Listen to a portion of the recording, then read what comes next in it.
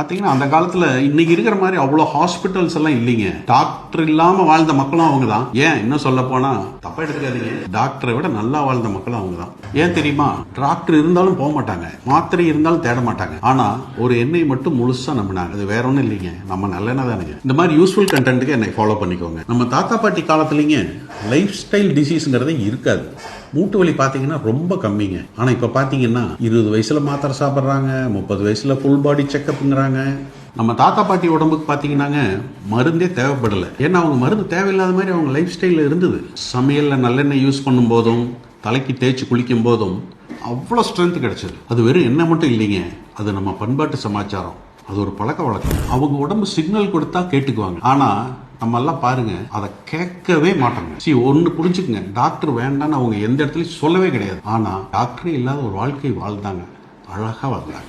நல்லெண்ணெய்ங்கிறதுங்க வெறும் ஆயில் மட்டும் இல்லைங்க, ஆனா அது ஒரு லைஃப் ஸ்டைல், அதுவும் ஒரு கெத்தான லைஃப் ஸ்டைல். உங்களுக்கு பிடிச்சிருந்தா என்ன, இது ஒரு யூஸ்ஃபுல் கண்டென்ட்னு நான் நம்புறேன்.